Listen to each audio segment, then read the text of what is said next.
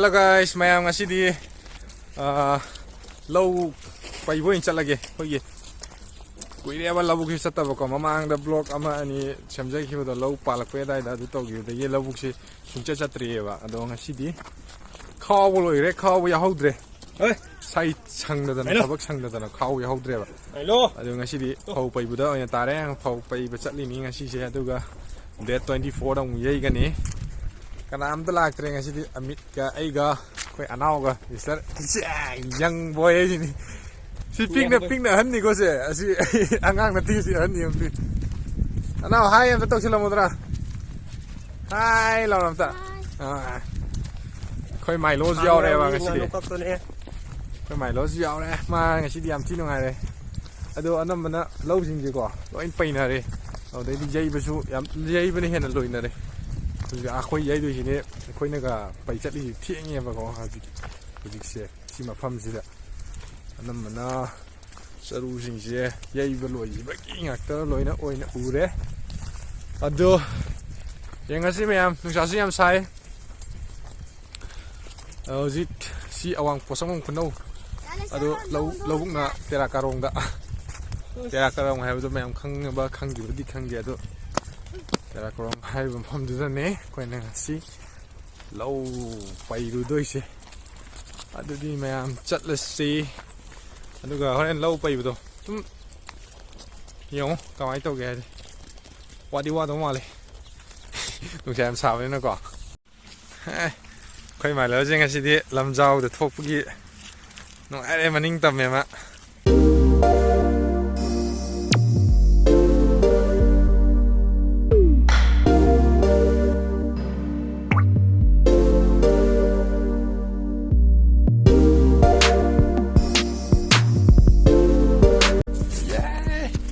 Dia koi mai no gi vlog tareนะครับ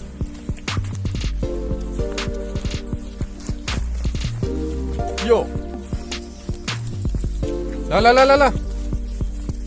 โยla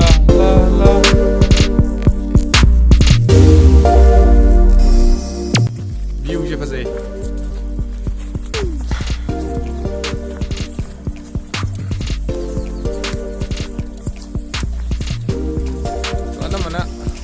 lo dây có lối này đây lối này tận lối này đấy sao xong mà ninh là cần gì xong được nhiều nè dây có lối quá cái này chỉ lấy gì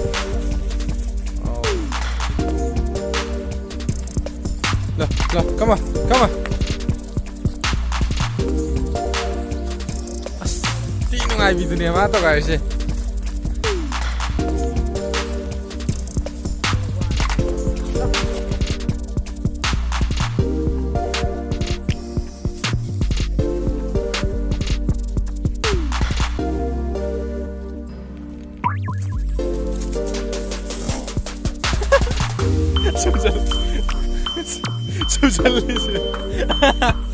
Come on! Ayo, come on! Này bị tô rồi mà cái đây bên đây nó thức cái đây nào lo come on no run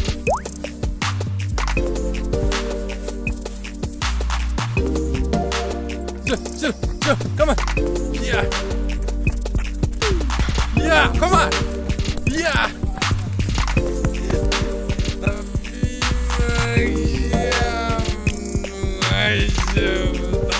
sudah di sini.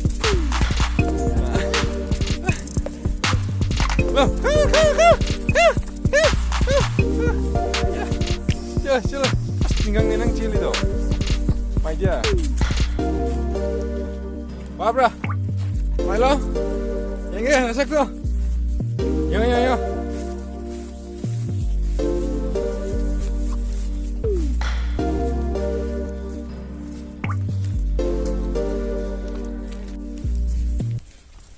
Abi gì lấy vật dễ có chi vật dễ hay bây giờ mà phải mấy vật dễ rồi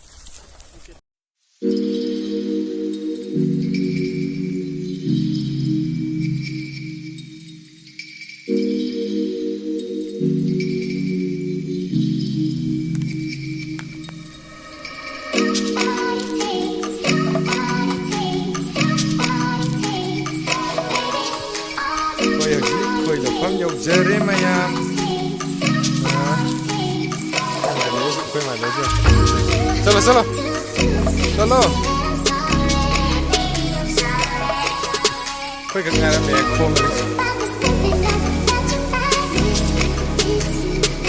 Ai phajaba lau phaido ma ko. Myam khau da bim lai ra da. Khom de. Phajaba ni si lau. Tam chal lai da. Nga wai he.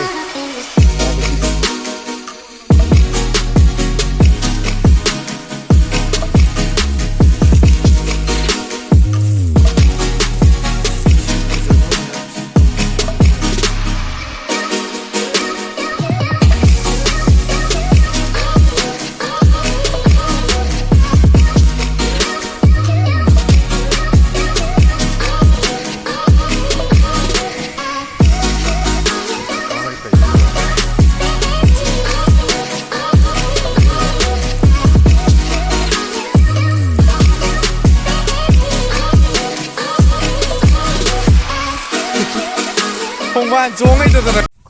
nang hon yaw doi ra ba khon ngam gadra ne kunga ai kano ma kan bado oi tawra ai tori oro me ne khonggot pa ngam da na horen phau bai na khoda na nandana ba naw se natte tasen ngam dra ne nang si ba asi tasan laga ne taro ne am taro ne yeng ne si thamai ba sida khamjin ne oh hai bro ba asa du di khoi wa naw loi ha phan ta khoi mai lo si wa di wa jan fi ba kang lâu sáng đi rồi ra gum ni rồi à xong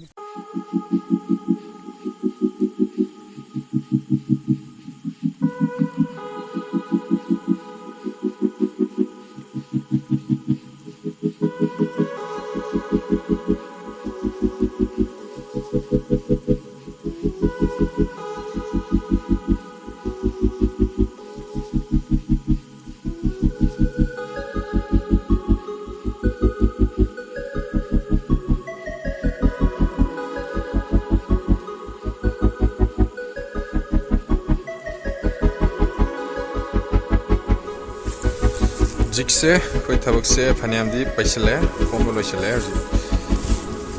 koi je tambur hen bi off tre ko duna pull up chal la roi ba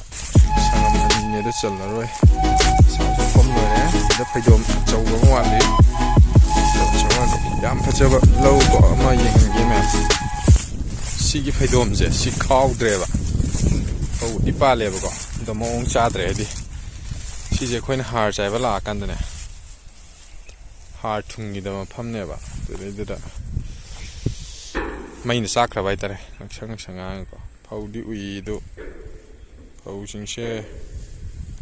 or bada loni kien ga do ma le toi hai si si ne som na phaidom ahum mari ma ko ado hayeng oina loisilani si gi di loisin ban nga ro bora dambur pak pate yaw tre du na chal la roi ba sa su yam sare sida mama holi koi manga on mane koi ka kai masana pa mane mana khumjan miramin se me am tasal la tham miramin de me am mu holage losin na ba tawge koi mai lo jong phawon ko ding ai tu na ina leiran la si phariam di pai re me am sangam mama o sangam ma di pai re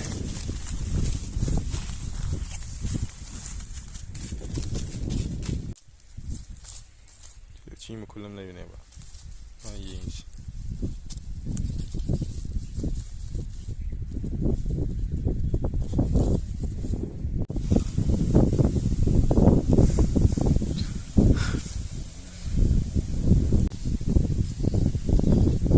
ama adi nai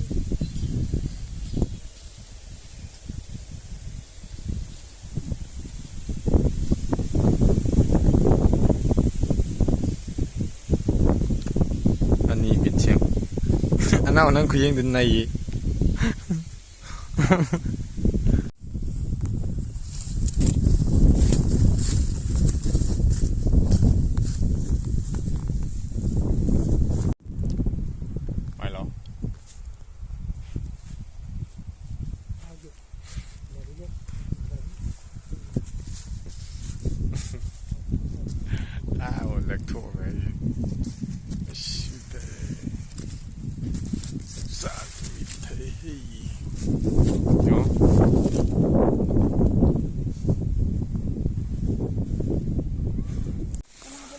ngasi lore yam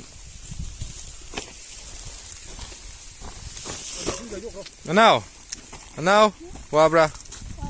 wadia nang kai wadeba tau chi sudena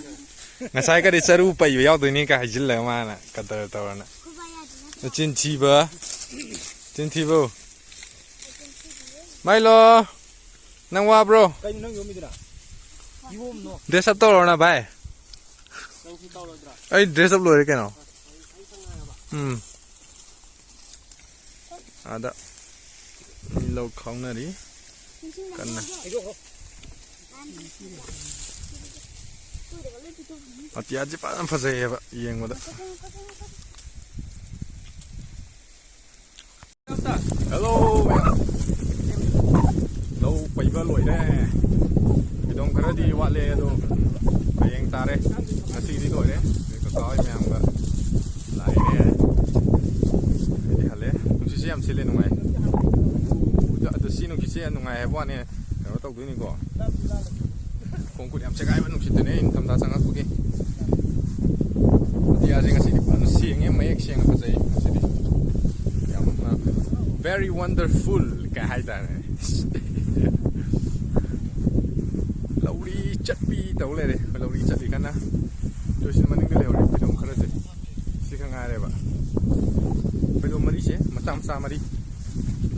si de yaw de ai lo kai na to yu da le so thank you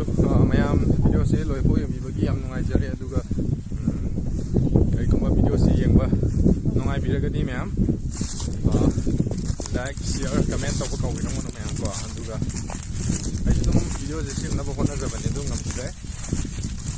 myam na support to bi na nu si na subscribe to bi mo myam no ko viewers lat ko sin support okay adu hoita ga di myam si di energy thang day 24 da lau yi gani aduda lau yi bagi vlog macha ma hapsar ke adudi lau yi gamu yengminnarasi okay myam bye bye